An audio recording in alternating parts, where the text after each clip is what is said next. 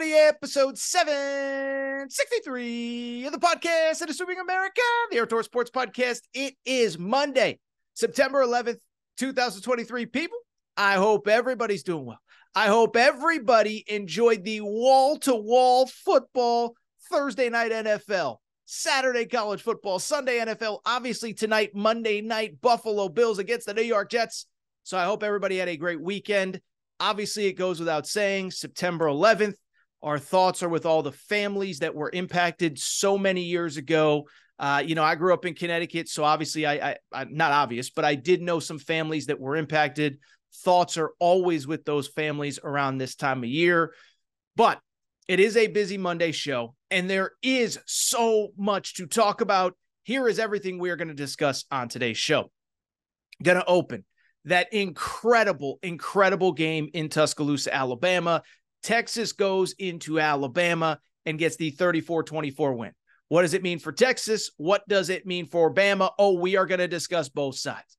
From there, we'll take a quick break, and you talk about big wins and big losses. Well, Texas A&M takes a beatdown of epic proportions in Miami. Man, oh man, here we go again with Texas A&M. And then finally, we will wrap. By the way, we'll talk Miami as well, of course. But we'll wrap. We'll talk a little bit of Colorado taking care of Nebraska, some other news and notes from the weekend. And oh, by the way, we will wrap with the very serious topic and story involving Mel Tucker. We will discuss that. It is a surreal, unbelievable, very serious story. So we'll save that for the end. If you have some people that maybe shouldn't be hearing some of the stuff that will be discussed in that topic, it'll be good for the end of the show. But busy show, jam-packed show. This is one of those Mondays in the fall. This show might go 4, 5, 6 hours. We'll see what happens. But with that said, let's not waste any more time, and let's get to the topic of the day. The topic of the day, it goes without saying, you don't need me to tell you where we're going to start today's show. We're going to start today's show in beautiful Tuscaloosa, Alabama, where the Alabama Crimson Tide were ranked number 3 in the country, hosted number 11 Texas in Tuscaloosa. Rematch of last year. Texas could have won. Quinn Ewers gets hurt. They finish 8-5, but all off season long, there's been momentum building for Texas. There's been questions around Alabama. And as we said on Friday's show, this was a statement game for both programs. Texas wanted to prove that they've arrived. Alabama wanted to prove that they never left. And well, we got a definitive answer as Texas goes into Bryant-Denny Stadium, takes care of business, beats the Alabama Crimson Tide 34-24 in a game where bluntly, they were the better team. Bluntly, they were the deserving victor. And bluntly, I was dead wrong in my assessment on this. I picked Alabama to win and cover, so I was dead wrong, but credit to the Texas Longhorns for picking up the mega victory on Saturday night. And as I break this game down, it's interesting because I always say on these big Monday shows, when there's so much at stake in college football, what do I always say? I always say oftentimes the more interesting story is in the losing locker room. And one thing we often do is when there is a big game like this and a big loss, we sometimes lead with the team that lost. But to me, the bigger story is actually Texas. To me, Texas deserves, let me put it this way. Texas deserves this moment. Texas deserves that we lead this show with them because it was such an impressive moment and such an impressive game for them. In terms of the game itself, listen, what I would say is a couple things stand out. The first thing that stands out is this. So from the Alabama perspective, I have basically my career has coincided with basically most of Nick Saban's time at Alabama. And so I'm not going to say that I was covering and in the stadium for all these games, whatever. But why I bring it up is I've seen most of Alabama's losses in the Nick Saban era and reacted to him, talked about him on a podcast, radio show, whatever. And I bring it up because when Alabama loses, it usually falls into a couple different categories. There's the games where there's just one player that goes supernova that beats him. Think Johnny Manziel, think Cam Newton, Deshaun Watson in the college football playoff. There are moments where fluky stuff happens. 2 years ago in the college football playoff, if Alabama's two best wide receivers, Jamison Williams and John Mechie, don't get hurt, Does Alabama beat Georgia? We'll never know. Georgia deserved to win that championship, but we'll never know. And then every so often, there are the moments where the team that beats Alabama is just better. Joe Burrow and LSU. Clemson when they had Trevor Lawrence and they just kicked Alabama's butt. Well, here's the thing. Saturday night was one of those moments. Texas was simply the better team. Texas was deserving of this victory. There was nothing fluky about it. No weird injuries, no weird this, no weird that.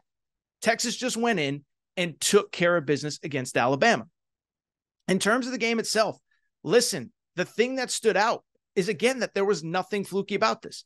You look at the stat sheet, Texas, I don't want to say they totally dominated, but they kind of sort of dominated. They had right around 100 more yards of total offense than Alabama. Quinn Ewers had close to 100 yards more passing than Jalen Milroe did, Alabama's quarterback. They were more effective running the ball, Texas was. And then most importantly, obviously, if you take out Jalen Milroe, but most importantly, this is the stat that was jarring to me when I look at the Texas-Alabama game. Texas, it wasn't passing. It wasn't Quinn Ewers. It wasn't this. It wasn't that. It was that Texas, how about this? They finished the game with 9 tackles for loss and 5 sacks. Alabama finished the game with 2 tackles for loss and 0 sacks. And so you talk about Alabama, you talk about SEC football. It's games that are won at the line of scrimmage by just having dudes that the other team can't stop. Well, Texas had those dudes at the line of scrimmage, 9 tackles for loss, 5 sacks. And so when I look at this game, it's one thing to see it in the stat sheet, but the thing that really stood out watching that game was the size, speed, athleticism, and discipline of Texas. It's not to say that Alabama has bad players. We're going to talk about the Alabama perspective in a minute.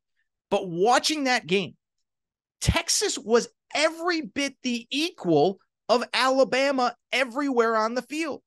Quinn Ewers was the better quarterback. These skill position guys, there is no doubt. A.D. Mitchell, I know he doesn't want to be called A.D. Mitchell anymore, Adonai Mitchell. Jordan Whittington. You look at the big tight end, Jatavian Sanders, Xavier Worthy. They got dudes everywhere, and they got dudes on the defensive front as well. They got dudes at linebacker, at safety, whatever. So that was the thing. Not only was there nothing, Texas looked just as big, just as athletic, just as talented as Alabama. Just a statement win. Now, in terms of the bigger picture, a couple things stand out. One, I'm just going to say it. We usually wait till Friday to do where Aaron was right, where Aaron was wrong. I was wrong on 2 guys, and I owe 2 guys an apology big time. The first one is Quinn Ewers. And I don't think I've been mean to Quinn Ewers. One thing about me, I never try to be mean-spirited in my analysis or coverage, but this was the number 1 rated recruit in the country. The number 1 high school player, largely believed to be one of the greatest quarterback prospects in the history of high school football, okay? And I just hadn't seen it. I kept saying, everybody tells me how great this guy is. Everybody has him on first-round mock draft boards. Show it to me on the field. Last year against Alabama, he was great for about a quarter and a half. Then he got hurt. And I be clear, nobody's rooting for players to get hurt. But after that, he wasn't the same quarterback. 56% completion percentage last year, 15 touchdowns, 6 interceptions. I said, show me the great. Show me the incredible. Show me the first rounder. I hadn't seen it. The first game against Rice, completed 60% of his passes. No deep balls. Now, in hindsight, maybe Steve Sarkisian was saving a lot for Alabama, but I was waiting for that moment. Well, Quinn Ewers, here is my official apology to you. I owe you an apology big time. Everybody else was right. I was wrong. I didn't see it. I see it now. Quinn Ewers was phenomenal on Saturday night, not just because it was a hostile environment, not just because it was Bama, but some of the throws he made were unbelievable. That moon ball to Xavier Worthy early in the game, the touchdown pass to A.D. Mitchell that basically sealed the victory. Quinn Ewers was awesome, and I owe him a total apology. You know who else I owe an apology to? Steve Sarkisian. Listen, Sark has obviously gone through a lot of personal stuff. I think we talked about on Friday's show We know about the substance abuse stuff. I don't think that's a joke. I don't think that's funny. I'm not going to make light of it. But then Ross Dellinger puts out this piece on Friday morning about this major heart situation that Steve Sarkisian had, that if he hadn't been operated on and if it hadn't been discovered when it was, whatever, he had to have major heart surgery, and thankfully he's okay. But man, Steve Sarkisian, listen, I've been critical of the guy, right? I have been critical of the guy. I have questioned him. I've said he's never won more than 8 regular season games. I've questioned the fact that he can't close out games. Well, I was wrong on Steve Sarkisian too. What I was most impressed by, I think the early portion of the Sark era, you know what stood out? The inability to close out big games in big moments with big wins. And we talked about it on Friday's show. This was a guy that over the last 2 years has lost 5 games in which he has had a double-digit second half lead. And so I didn't trust him. I didn't believe in him. I didn't believe that he would close things out in Tuscaloosa. But you know what happened on Saturday?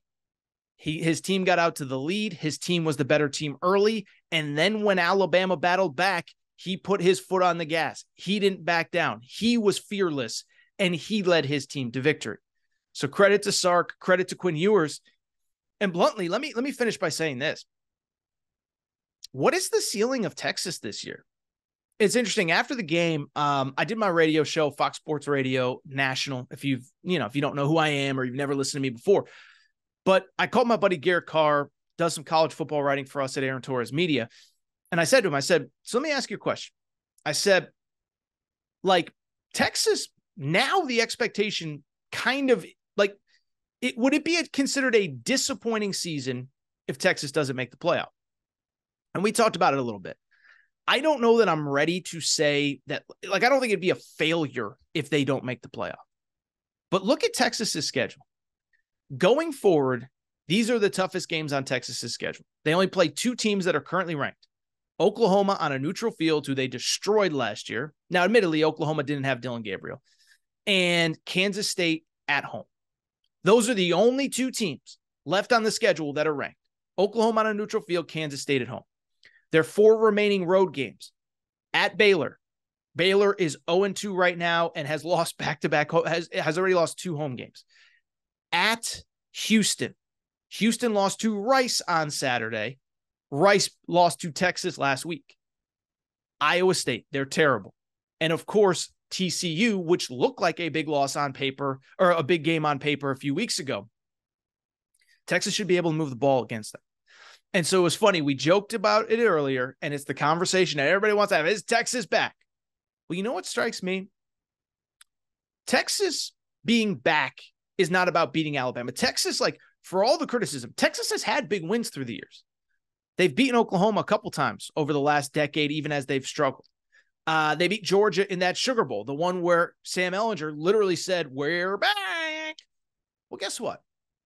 Beating Alabama doesn't make Texas back. You know what makes Texas back? Going out and destroying Wyoming next week.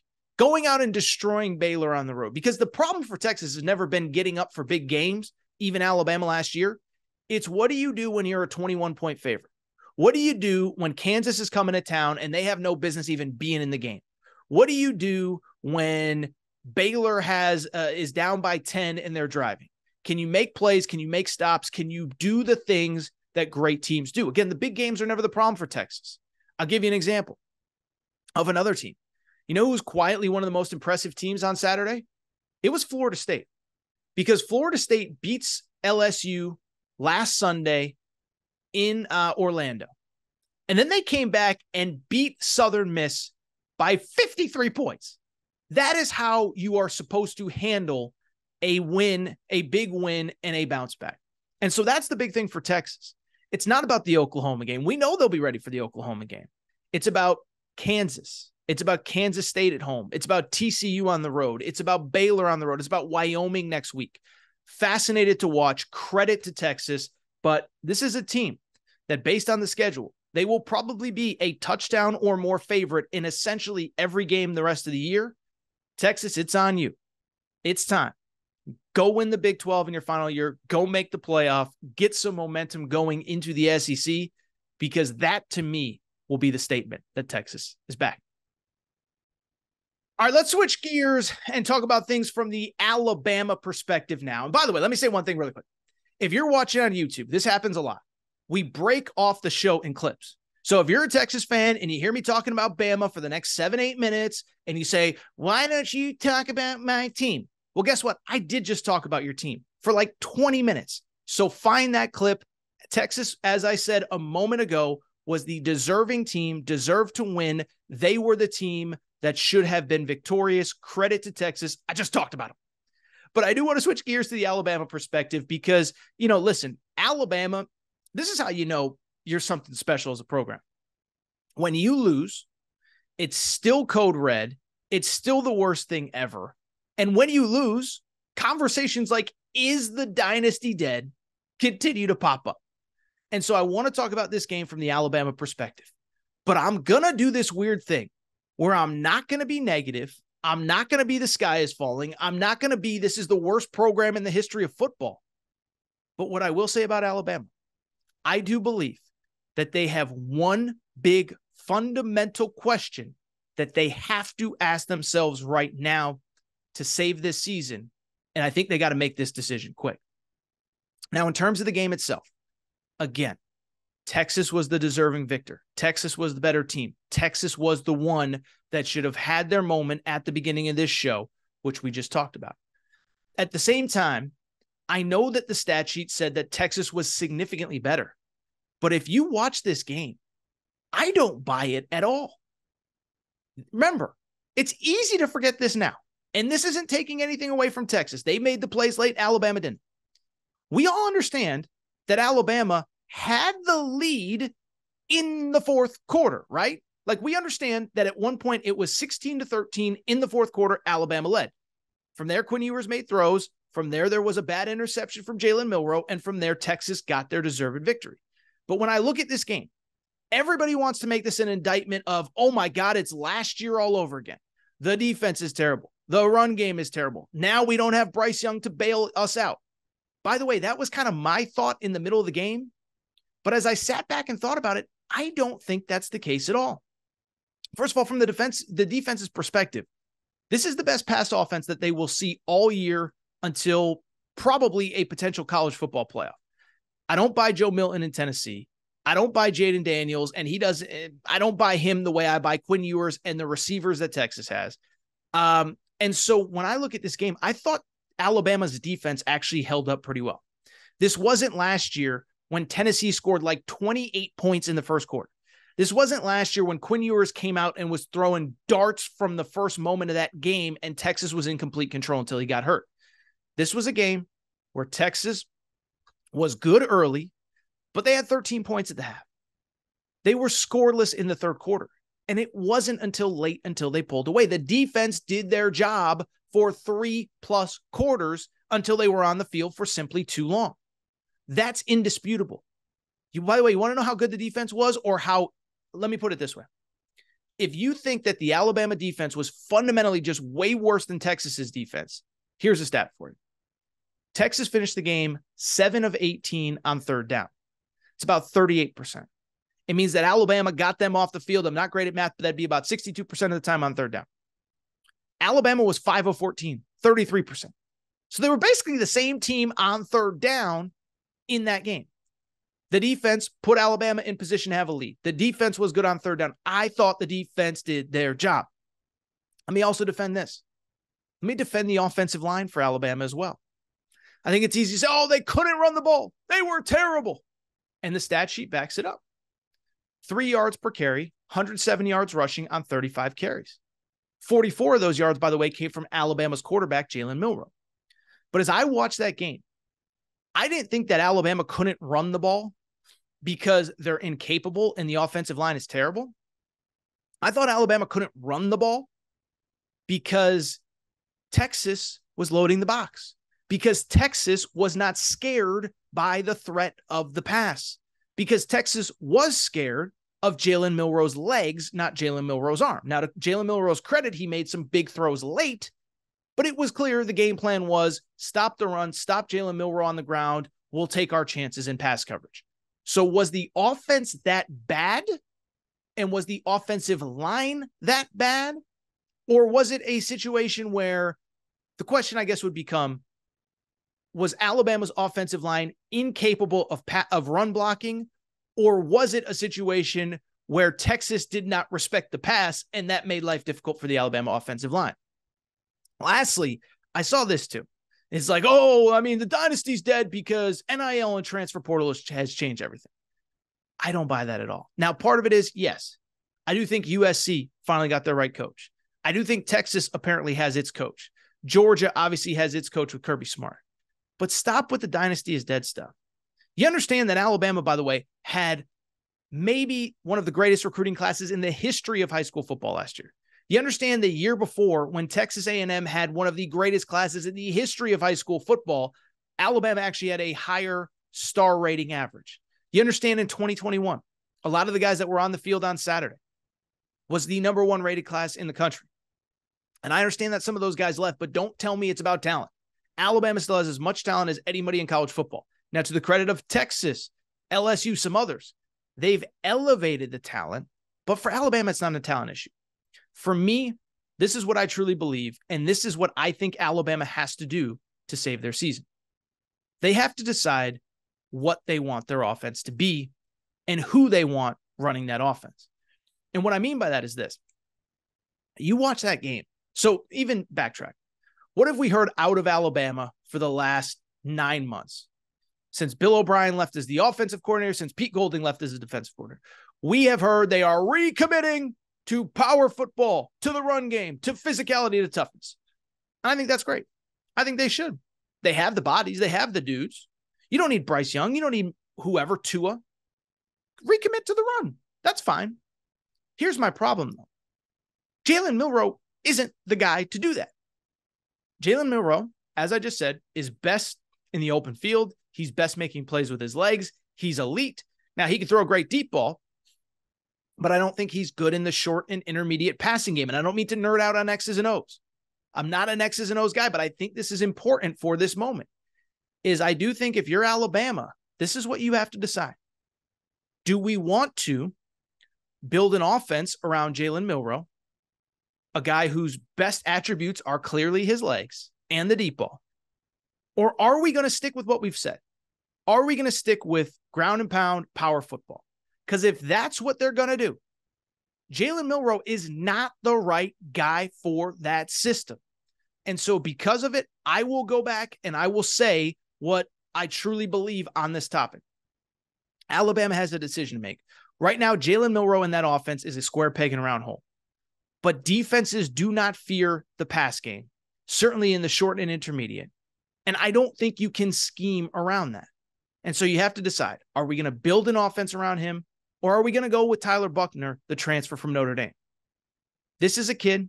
He's certainly limited athletically. He's not great, but he's good in the short passing game. He can hand the ball off. There will be more balance in the run-pass game, which is what you told us you were going to do from the beginning.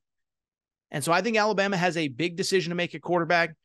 And lastly, let me say this. I actually thought the best take I saw on this was from Barrett Sallee, buddy of mine from CBS Sports. Like he said point blank, he said, Nick Saban, I do think miscalculated one big thing. This is Barrett's take, not mine, but I agree with him. He said, Nick Saban should have been more aggressive in the quarterback transfer portal in the winter. Remember, there's a winter transfer portal and a spring transfer portal, okay? And in the winter, there were a lot of good quarterbacks in there. Sam Hartman, who's now at Notre Dame, Brennan Armstrong, who's now at NC State, Spencer Sanders and Walker Howard, who are both at Ole Miss. There were a lot of really good quarterbacks in the portal at that time. Grayson McCall, who ended up going back to Coastal Carolina. Nick Saban kind of pumped the brakes. Nick Saban kind of was happy with what he had. And then spring football happened, and he was like, I don't know if we got the guy here. And then from there, they started to scramble to try and find a guy. In my opinion, Nick Saban should have been more aggressive early in that transfer portal. I agree with what Barrett said, but now he's in a situation where he's got to figure some things out.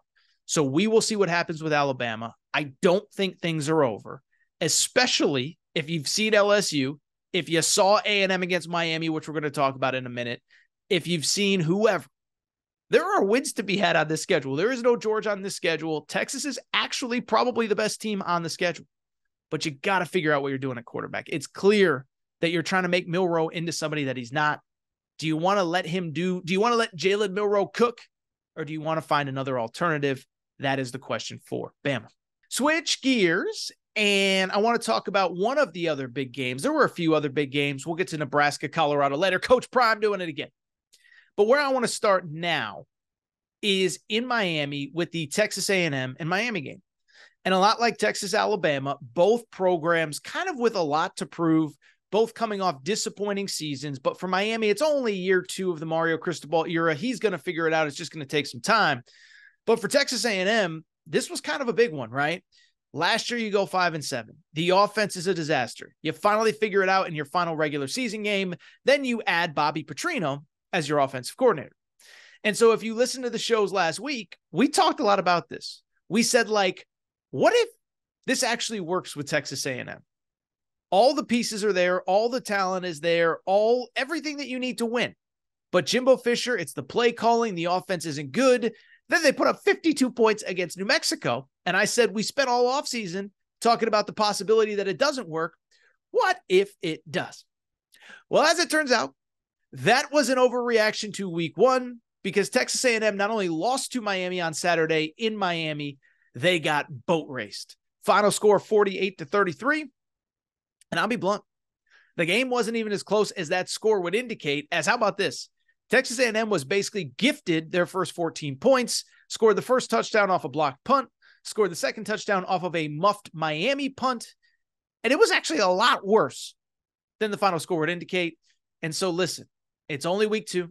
You don't want to overreact, but that thermometer on Jimbo Fisher's seat, I'm doing a little thermometer turn up on YouTube here. It got turned up quite a bit for Jimbo Fisher. Now, in terms of the game, listen, I think if you're an Aggie fan, there's so many reasons to be frustrated, and I'll just list a few. I don't mean to be crass here. I'm just being serious. Where I would be frustrated is a couple things. One, I think the first frustrating part is that it was Miami. And that is not a disrespect on Miami. It's not they're this, they're that, they're the other thing. It's that, as I said a moment ago, this is year 2 of the Mario Cristobal era. And I get that Miami has access to the portal just like everybody else. I get that they had a top 10 recruiting class last year. And I get Mario Cristobal's a good coach. He's going to figure it out. But it is still only year 2, and they were kind of a mess last year. They went 5-7, but beyond going 5-7, they got blown out and destroyed in a lot of those games. Mentioned it the other day. Of their 7 losses, 5 of them were by double figures, were by 10-plus points. Most of their games in their losses last year were not even close. And so for Mario Cristobal in year 2 to dominate Jimbo Fisher in year 6 with all Jimbo Fisher's recruits and all his guys and all his systems in place, that is a really, really, really bad sign. You know what else is not only a bad sign, but like just an absurdly frustrating one if you're an Aggie fan? The offense didn't let you down. It was the defense. And that's the part. It's like Texas A&M fans, they just like, they can't catch a break, right? For years, we've been, is Jimbo right? Is Jimbo wrong? Should he be calling plays? Should he not? Last year, we decided that he can't call plays anymore. He's incapable of being a head coach at this level in this era and also calling plays. And so the offseason narrative since forget December, since like last October, when they lost to App State, when they barely survived Miami at home and Arkansas on that neutral field, the conversation was like, he's got to give up play calling because they got to fix the offense. Well, the scary part is the offense is fixed. They're averaging over 40 points a game through 2 games. The offense, to its credit, wasn't great, but it wasn't terrible. It wasn't the reason that they lost. It was the defense. The defense couldn't stop anybody or anything, specifically Tyler Van Dyke. Tyler Van Dyke, the Miami quarterback, by the way, shout out Connecticut kid, neither here nor there, but I'm a CT guy. We got to stay together. 5 touchdowns, throwing the ball all over the field. And again, it goes back to what I said a minute ago. Miami's got dudes. Miami's got difference makers. But if you can't beat Miami, what are you going to do against some of the other teams that you're going to have to face throughout the year? And I think the last thing that was frustrating is I think a lot of the negativity from last year creeped back in. listen, last year, what was the conversation? It wasn't just wins and losses. It was the culture. It was the guys in the locker room. It was guys doing stuff that they shouldn't do. And the offseason narrative was we got rid of a lot of those guys. Now, I'm not saying anybody on Texas A&M is a bad person or a bad human or a bad this or a bad that, but I saw a lot of dudes quit on Saturday afternoon in Miami. I saw some plays late in that game where a tackle could have been made and you took a bad angle, where a tackle could have been made if you wrapped up and you tried to throw a shoulder and the guy bounced off of it and ran another 40 yards for a touchdown. I saw a lot of those little tiny slip things that the great programs don't do, right? We just talked about Alabama for a while. Alabama lost, but I thought they were fundamentally sound. I thought they were better prepared than they looked last year. Georgia doesn't make the small mistakes. Michigan doesn't make the small mistakes. Texas, at least last night, doesn't make the small mistakes. Texas A&M did the little stuff, the stuff between winning and losing, the stuff between being 6-6 and 9-3. That is the difference. And so because of it, I know it feels early to have the Jimbo Fisher conversation, and it just might be. Like, it might be a little too early to talk Jimbo Fisher, but in a lot of ways it's not. $90 million guaranteed extension a few years ago, went 5-7 last year, and we all agreed he had the hottest seat in college football coming into 2023. And so I don't think it's too early. And I think the question becomes, like, what is his future? What has to happen? What is the ceiling and what is the floor for him keeping this job? Now, the good thing for Jimbo Fisher, that's a lot of money they're going to have to pay him. The buyout on this contract is absurd. The buyout on this contract is still, even after this year, if he survives till the end, $75 million guaranteed. That is just an absurd amount of money. And I know that Texas A&M people think, oh, well, they got the money. They'll figure it out. You understand how much money it's going to cost to get rid of Jimbo Fisher after this year? $75 million plus assistant coaches. Some of them are on multi-year contracts. Plus, you got to pay a new coach probably $8 to $10 million a year. And then, oh, by the way, you got to pay his assistant coaches.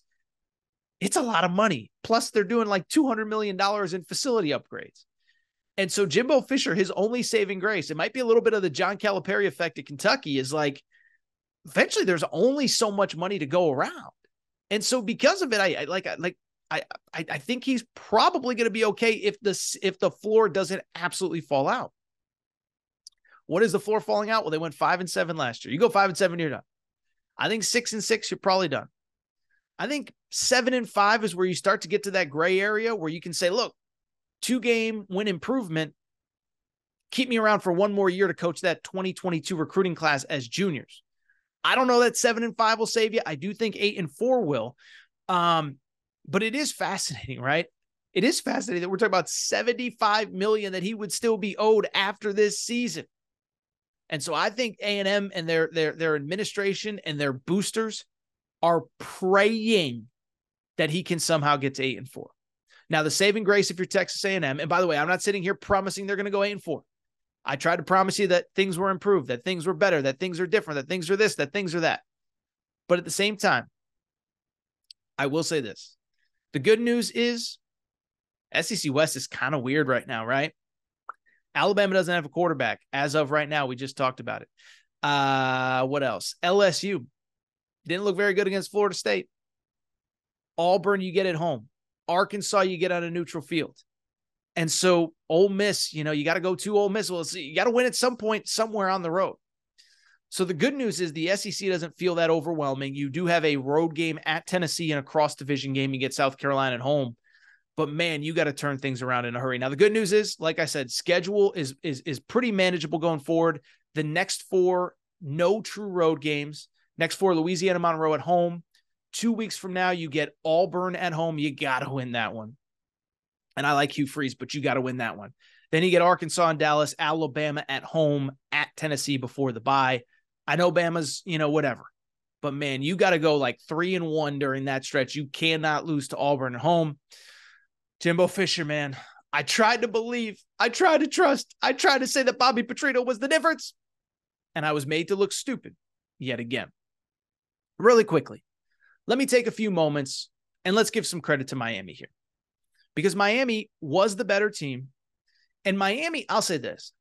I think that Miami made me reevaluate one thing in college football.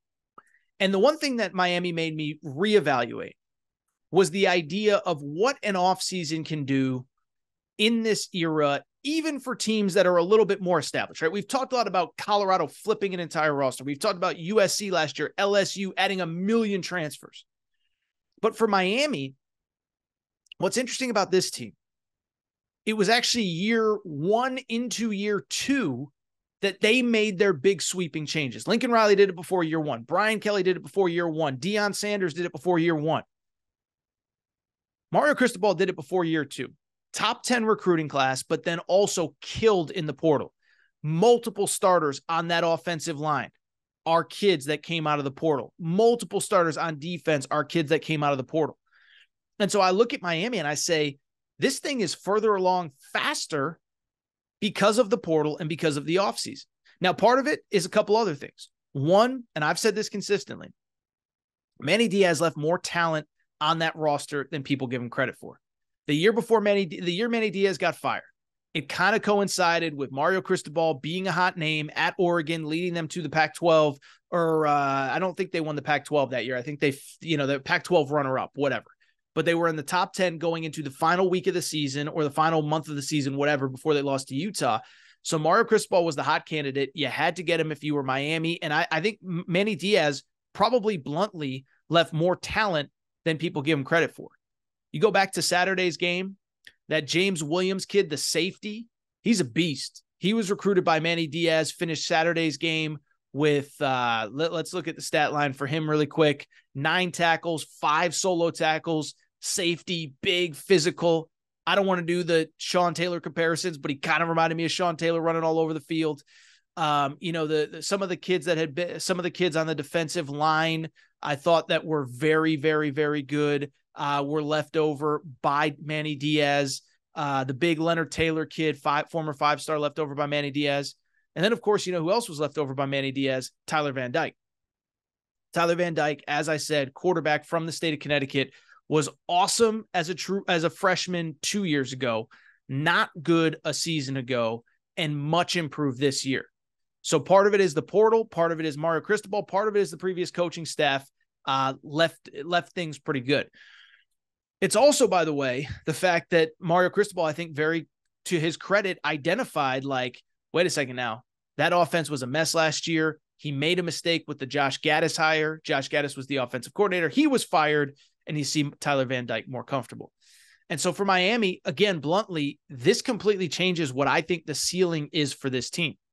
Still have some work to do. They weren't super effective running the ball. Certainly have to clean up mistakes and penalties. But all of a sudden, you look at their schedule. Next 3, Bethune-Cookman at home, at Temple, Georgia Tech at home. You better be 5-0 going to the back half of the schedule, because the back half of the schedule does get much tougher at North Carolina, Clemson at home, at NC State, at Florida State. Those are all really good teams. But Miami, credit where it's due. I was dead wrong. I picked A&M to win this game. I thought Miami, it would be more of a process, but Mario Cristobal in year 2 gets that signature win. Now, you got to build on the momentum here, because you got 3 more games that you should win. You should dominate. Now go out and do it, Mario Cristobal. I do want to switch gears. Let's get to some of the other games from Saturday. And let's start with the big one that we were all excited for. I'm, of course, talking about Nebraska traveling to Folsom Field to take on the 1-0 Colorado Buffaloes. So look, before we even get into the game, give me 30 seconds on a side tangent here. I don't think I have ever seen a one off-season turnaround, not from a win-loss perspective, not from a talent perspective, but from a fan interest and excitement perspective, like what we saw at Colorado on Saturday. I mean, it's one thing to win games, hire the right coach, do whatever. But Colorado is a school that literally couldn't give away tickets last year. And to see big noon kickoff there, to see fans lining up at 6, 7, 8 a.m. to be at the front and to be part of the celebration, to see the excitement when Ralphie ran out of the tunnel. It was unbelievable. It speaks to even the off-the-field excitement that Coach Prime created and has created. At the same time, off-the-field excitement is great, but on-the-field results are ultimately what matters. And this was an interesting game, right? It was an interesting game because after a week of hype and excitement, you took care of TCU last week. and then you become the talk of all things sports media. And so the big question was, how would Colorado respond? How would they handle the excitement, the belief that they can actually win? They were a 20.5-point underdog last week. Now they're a 3-point favorite. Well, turns out they actually handled it pretty well. Final score 36-14. Colorado wins. But I do think that we learned one very interesting thing about them. It is that on a day where they did not play well, and we're going to get into that momentarily, they were still able to win convincingly going away. By the way, if you didn't see the game, Nebraska, that second touchdown came late in the game when the game was essentially over. And so this was a much different game than TCU. Let's get into it. Let's break it down. But again, I do think we learned one very important thing about these Buffaloes. Speaking of the game, let's get into it, because this one was just totally different than TCU from the beginning. TCU last week, we all watched it, and that was just your old-fashioned shootout at the OK Corral, right? Like, it was just score after score after score, matching this, that, the other thing. I think we forget, because Colorado won, there were 3 different times where they were down in that game and had to rally to come back and win, or rally to come back, get the lead, and ultimately win. This was not that on Saturday. If you watch the game, I actually give Matt Rule a lot of credit. I know people are kind of mad at him about the whole Jeff Sims situation, but he put together the game plan to beat Colorado. It is exactly what we talked about on Friday's Aaron Torres pod. Run the football, be effective, keep that offense off the field, and then when that offense is on the field, bring pressure to Shedeur Sanders, get him off rhythm, get his timing off, because we've said all offseason, that offensive line for Colorado is probably one of their weaknesses. And so, to Nebraska's credit, that's what they did. And for about 2.5 quarters, Colorado would, I don't want to say they were shook, but they were certainly uncomfortable. It's 0-0 after the first quarter. It is 13-0 at halftime, mainly because Jeff Sims couldn't take care of the football, 3 turnovers in the first half. But where I want to give Colorado credit, it wasn't pretty. Early on, Nebraska was able to, kind of, again, get that offense out of rhythm. Where I think we need to give Colorado a little bit of credit, though, is that when they smelled a little blood in the water, they took full advantage. Third quarter, they come out. They know they don't want to put too much on Jeff Sims' plate, because what if he makes a mistake and all of a sudden they hit turbo and they hit go? And from there, the offense looked much better. It was far from perfect. They put up, 23 second half points, 4 scoring drives, and they get that victory 36-14, again, in a game where Nebraska really did keep them off kilter for a lot of it. And so really what we could talk about in this game, the biggest thing that I learned is exactly what I said to lead the segment. It is that on a day where things do not go right, where things are not perfect, where you're not sneaking up on anybody, where Shedeur Sanders does feel pressure. He was sacked 8 times in this game, where you can't establish the run early. What I was so impressed by was I never saw this team get down. I never saw this team get frustrated. And I saw this team stay poised until they smelled their opportunity, till, as I said, they smelled that blood in the water and they took advantage. And I know what a lot of people say, oh, it's Nebraska. Nebraska stinks. They turned the ball over too much. And I totally get that. I do. This was like, I'm not even going to grade Nebraska. Maybe we'll talk about them to end this segment. But at the same time, listen, you can only take advantage of mistakes if you force them. You can only take advantage of mistakes if the other team falls into them. And so for me, I'm not going to discredit Colorado because Nebraska couldn't get out of their own way. And again, at the same time, it's about weathering the storm. And I think it's also, in my opinion, about realizing where this Colorado program has come from. Like, I think it's easy now. They're 2-0. The back-to-back wins over power conference teams in the out-of-conference. I think it'd be easy to sit there and say, oh, yeah, Nebraska stinks. They turned the ball over 1 million times. You're right. They did. And Colorado certainly has some things to clean up. Next week, they play Colorado State, but then it's to Oregon on September 23rd. So Colorado clearly has a lot of things to clean up. Nobody's arguing that. But I also think we have to understand who this team is and where they came from. This was a team that went 1-11 last year, okay? And as we talked about in the preseason, it wasn't just that they were bad. They were abysmal pretty much across the board. I said it in the preseason. This team ranked in the bottom 5 nationally in scoring offense and scoring defense. Bottom 5 in scoring offense and scoring defense. So it's one thing like, you go back to say like the old school Texas Tech, Cliff Kingsbury teams that were terrible on defense, but at least they could score at least they could score points. Colorado couldn't do anything on either side of the ball. They couldn't run it. They couldn't pass it. They couldn't defend it. They couldn't do anything. And so to see this team in a game where they did not play well, where they were on their heels, where Nebraska put together the right game plan to stay poised, to stay calm, to pull away and get that 36-14 win, I am so impressed. And so when I look at the big picture of this Colorado team, I got to be blunt. It's a lot about what we talked about on Wednesday's Aaron Torres pod. I think the ceiling of this team in 2 weeks has completely changed, right? Like literally 2 weeks ago, we're talking about is their over-under win total absurd at 3.5? Now they're 2-0. They got Colorado State next week. They are going to be 3-0 going into Oregon 2 weeks from now. I assume College Game Day will be there, or Big Noon, or maybe both. I don't even know. But I bring it up because this is now a team. They're going to start 3-0. And again, you start to look at the schedule. I'm not saying they're going 12-0. That's not what I'm saying at all. But you start to look at the schedule. They're beating Stanford. They're beating Arizona State. You look at Utah struggling on Saturday without Cam Rising. I don't think they're necessarily going to beat Utah because I think Utah is physical and tough. But I don't think if Cam Rising doesn't come back quickly, I don't think that is like an automatic, no doubt about it, whatever. Like, do I think that Utah is probably going to have success against them? I do. But by the end of the year, who's to say what Utah will look like, et cetera? Again, you go on down the list.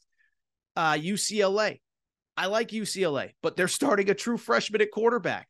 It's not as though the Rose Bowl is going to be this brutal environment. And so for me, with Colorado, what this says to me is plain and simple. The ceiling of this team is so much different because of the fact that they are so much better early than I expected, right? Like I think we all thought they could get to that 4 wins, but a couple things. One, I don't think most of us thought, even me, I thought they were better than people thought. I didn't think they'd look this crisp offensively early, especially against TCU. I didn't think they'd be this poised in adversity, which they were. And I didn't think they would be this good 2-0 going into this third week game against Colorado State. And so my last thought for Colorado, I think they're making a bowl game this year. And if they make a bowl game this year, I take that back. I'm almost certain they're going to make a bowl game this year. And if they make a bowl game, that is an incredible testament and an incredible turnaround to Deion Sanders, Coach Prime in year 1. My last thought from the Colorado perspective, you understand that this is probably the least talented team that Deion Sanders will ever have at Colorado. Now, I get it. You also have a first rounder in Shedeur Sanders. There's no guarantee that you're going to have a quarterback this good anytime in the near future. But at the same time, we talked about the recruiting on Friday, Aaron Right, Aaron Wrong, and we did a segment on YouTube. Number 1 quarterback in America is visiting Colorado in a couple weeks. And if you don't think that recruiting is going to be through the roof after kids watch the last couple games, you're out of your freaking mind. This is a team that was already good in the portal. Now, give it an offseason. You mean to tell me every kid that enters the portal, they're going to be begging to hear from Colorado in the same way that kids beg to hear from Alabama or USC or Ohio State or whoever. And so the portal is going to be popping. The quality of player is going to be popping. The quality of high school player is going to be popping. Again, I understand, by the way, that it's a long season, but this is not going to be a 2-10 team. This is going to be a team that in year 1, when they were projected to win 3 to 4 games, is probably going to win 6 to 7 minimum.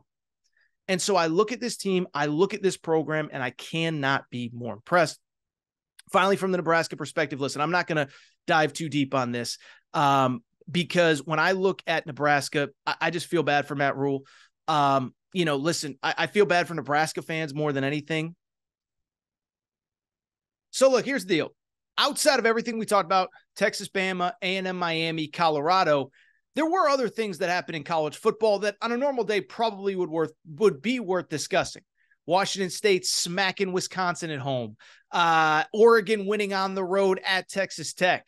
How about this? Coming out of the week, we now have 8 teams in the Pac-12 currently ranked in the top 25. That seems inconceivable, yet it is. And it just speaks to it was an awesome day of football. But there was something that broke late on Saturday night. And there was obviously a development on Sunday, and I want to save it for the end of the show. because bluntly, it's a very serious topic with very serious allegations, all of that. And I am very aware that a lot of you listen to this show in the car, with family, with kids. And I just want to say, like, next 10, 12 minutes, going to be a very serious conversation, very serious things. And just be aware of what you're listening to and how you're listening to it here over the next few minutes. But with that said, I do want to wrap with this wild Mel Tucker story. One that I'm sure all of you are probably at least a little bit familiar with here coming out of the weekend. But the bottom line is, I'll tell you, I'll just give you kind of my version of how I kind of experienced this in real time. But it was wild. I was hosting Fox Sports Radio Saturday night. We're on till 2 a.m. Eastern time. And at little after probably midnight, probably a little bit before 1 a.m. Eastern, you see a headline. It says, Mel Tucker accused of sexual harassment. And so my first reaction is, boosters unhappy with that contract that they gave him. They're trying to throw something on his plate to get out of that contract. That was my initial thought. I'm sure a lot of you felt the same way. And then it was about 2 a.m. Eastern time that a report came out from USA Today that had some jarring details. And as a matter of fact, it's actually the exact opposite. It's not that Michigan State is trying to get out of his contract, but in many ways, it feels like they've been trying to cover this thing up because it is a scandal of epic proportions. And so I want to kind of tell you what happened, what the reaction was on Sunday, what's next for Michigan State. But again, one final time, very serious stuff in here, so be careful who you're listening with. The allegations basically stem from this, okay? So there is a woman. Her name is Brenda Tracy. And she is very well known. She is an advocate of victims of sexual assault. Okay. She was a woman who herself dealt with sexual assault when she was, like, I'm just going to say it. She was gang raped when she was a younger woman. She survived, and she has become an advocate and an outspoken, advocate on behalf of sexual assault victims. Part of what she does, she goes to all of these major colleges, all of these major campuses, and especially within athletic departments, speaks to teams, usually teams, men's basketball and football, just explaining, hey, like no means no. This is my experience. This is the torment that I've been through. And just treat women with basic respect, right? I mean, I think we all kind of understand that, but that is who she is and what she does. And so Michigan State, over the course of the last 3-4 years, the football program has brought her in multiple times to speak to the team. 2021, I believe, was the first one. They brought her back at one point for the spring game where she was an unofficial team captain. And so she clearly developed a rapport with the Michigan State football program. Well, at some point, Mel Tucker, the head coach at Michigan State, developed, a little bit of a one-on-one, what he believed to be a consensual, something that was more than a friendship. And there are allegations in the report from USA Today that there was 2-3 times that he invited her out places by herself, one-on-one. She said no. But ultimately, what this whole thing stems from is this. And again, we're going to continue with the graphic, honest conversation. It was that at one point he called her on the phone. And his version diverges from her version, etc. But essentially, phone sex occurred. Mel Tucker, and I can't believe I'm using this word on this show, but I have to use it because there's no other way to describe it. He masturbated on the phone while she was on the other end. He claims it's consensual. She claims it was certainly not, and she was very uncomfortable with it. She hangs up, and this ultimately ends up getting reported to Michigan State. As we found out on Sunday, Michigan State found out in December. They launched a Title IX investigation, independent investigators, and here's the part that's important. Mel Tucker admits that the call happened, admits that he masturbated, and basically just contests the part about the fact whether she consented to it or not. Bottom line, let me just say this, and let's get into what happened on Sunday. Bottom line, can't do that pretty much ever, and obviously it led to what happened on Sunday, where Mel Tucker, according to a press conference from Michigan State at 5 p.m. Eastern, has been suspended without pay pending the conclusion of the Title IX investigation. He will go there. There's kind of a hearing, if you will, in early October. But let me just say this, okay? I've been covering college sports a long time. you see similar stories pop up, and this is obviously unique unto itself. I'm here to tell you right now, Mel Tucker has coached his last game at Michigan State. Mel Tucker will ultimately be fired. And in a lot of ways, I'll just be blunt.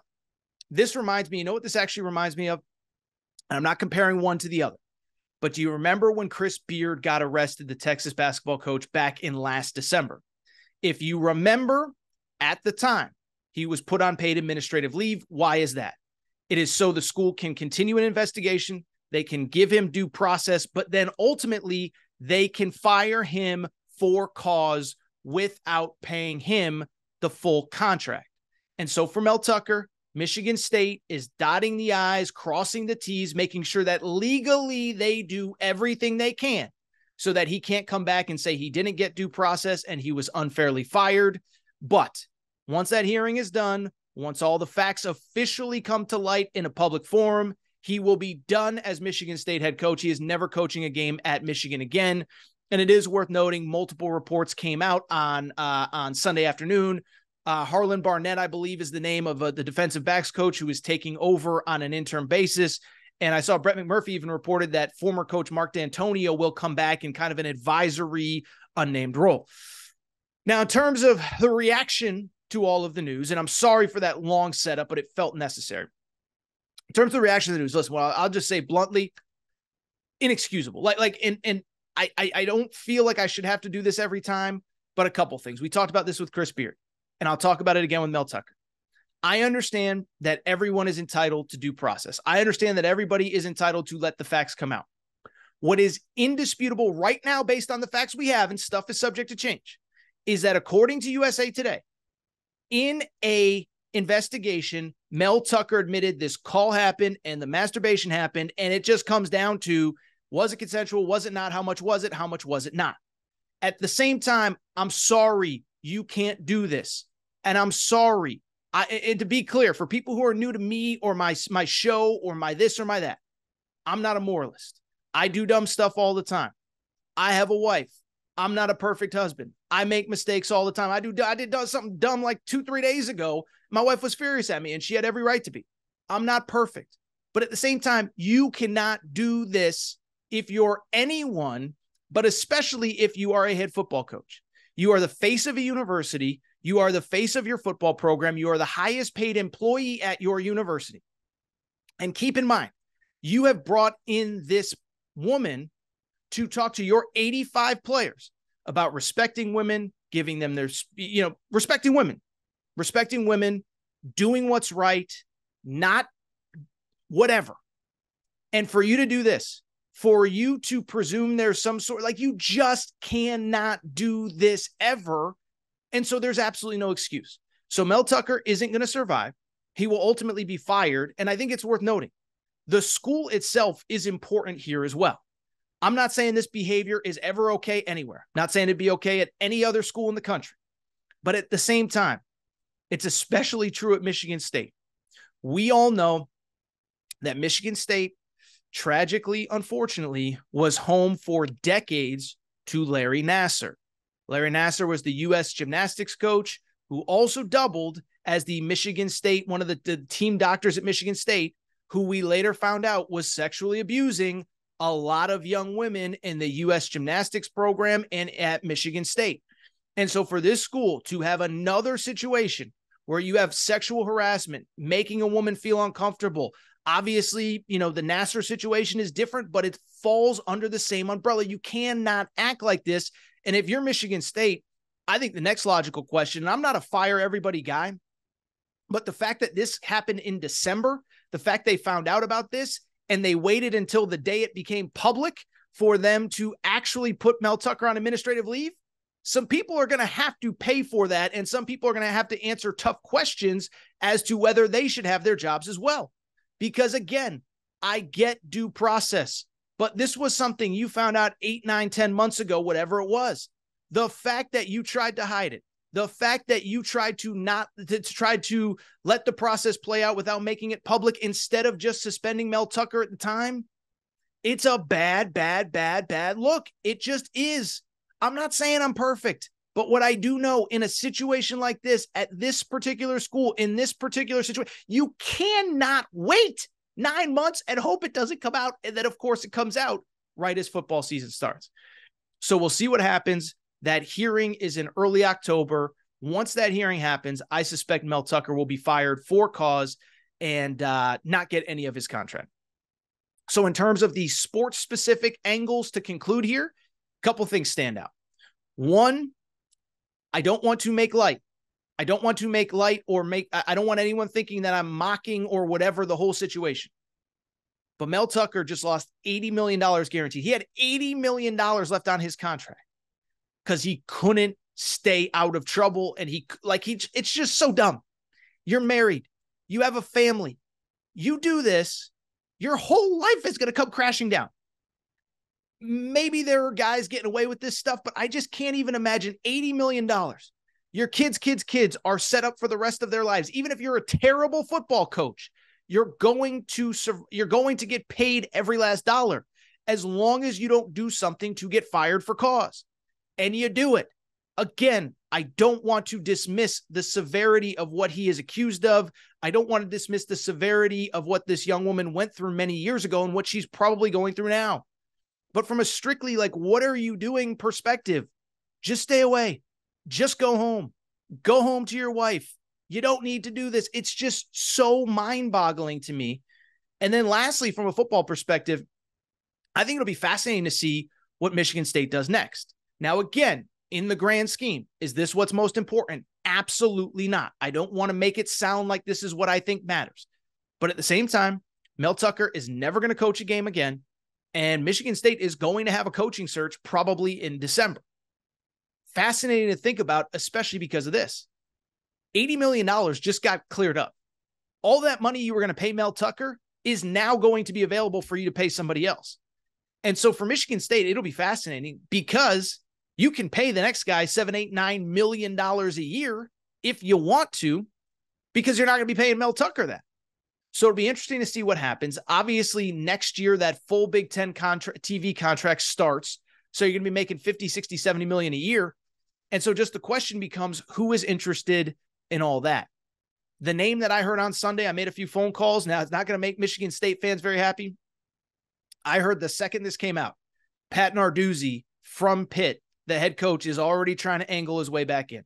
Was the longtime coordinator under Mark D'Antonio, left. I think he's been a candidate maybe in previous years.